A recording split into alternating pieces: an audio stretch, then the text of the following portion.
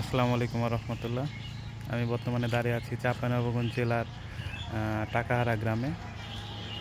ছোট্ট এই গ্রামটা মাঝে দাঁড়িয়ে আছে। এই যে মেন রাস্তা, এটা হচ্ছে কি যে আপনার মল্লিকপুরের দিকে গেছে। আর এখানে দর্শনীয় স্থানটাই হচ্ছে কি যে এই যে দোকান, এখানে এই দোকানের যে মালিক সে হচ্ছে একজন মহিলা, নাম হচ্ছে তারিফা বেগম। সে সে তার সাহসিকতার জন্য, জীবন জীবিকার জন্য এখানে সে অনেক ছোট থেকে, সে আমার সিনিয়র কিন্তু সে অনেক ছোট থেকে এখানে দোকানদারি করে আসছে।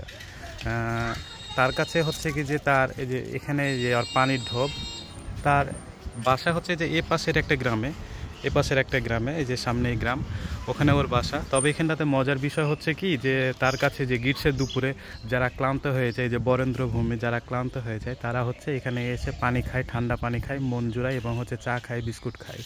অনেক অসাধারণ একটা দোকান। আর এই পাশে যে ওর দোকানটা নাকি বা বাজারটা এখান থেকে প্রায় হচ্ছে কি যে প্রায় 1/2 কিলোমিটার দূরে। আর একটা বিষয় এখানটাতে যে এই যে মসজিদ হচ্ছে শানপুর নামে গ্রামের একটা লোক, উনি হচ্ছে যে জায়গা দান করেছে। এ পাশে অনেকখানি দূর, এ পাশে হচ্ছে আমলাইন গ্রাম, এ পাশে একটু দূর আছে প্রায় 1 কিলোমিটার, ওই পাশে গ্রাম, ওখানটা দূরে। এই জন্য হচ্ছে কি যে এখানে একটা মসজিদের জায়গা দান করেছে। আর এখানকার হচ্ছে কি যে পানি, উজুর পানি বা হচ্ছে কি যে প্রসাব পায়খানার পানির জন্যে মসজিদে যারা আসে তাদের পানির জন্য যে এখানকার হচ্ছে কি যে ট্যাপ বা হচ্ছে ট্যাঙ্কের একটা ব্যবস্থা করে দিয়েছে। এই রাস্তাটা অনেক সুন্দর একটা রাস্তা, মাটির রাস্তা তো সেই জন্যে। আর এই যে এই মাটির রাস্তা কিন্তু এলাকায় খুবই রেয়ার, নেই বললেই চলে। কারণ হচ্ছে কি যে এখন চারিদিকে হচ্ছে কি যে পাকা রাস্তার মাঝে মাটির রাস্তা খুঁজে পাওয়া যায় না এমনটা। তবে আর কিছুদিন পরে এই রাস্তাতে হচ্ছে কি যে কোনো ধুলোবালি থাকবে না। কি অবাক হচ্ছেন, রাস্তা বানিয়ে ফেলবে? তাই বিষয়টা কিন্তু এরকমটা না যে রাস্তা বানিয়ে ফেলবে, আর কিছুদিন পরে বর্ষা শুরু হলে সব ধুলোগুলো কাদায় পরিণত হবে। এই হচ্ছে অবস্থা।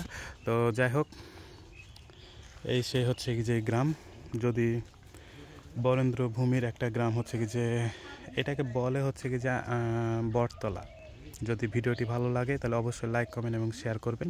এবং যদি আপনার মন যদি কখন এদিকে আসেন তাহলে অবশ্যই এই গাছের নিচে, বট গাছের নিচে 1 গ্লাস পানি এবং চা খেয়ে যাবেন। ধন্যবাদ সকলকে।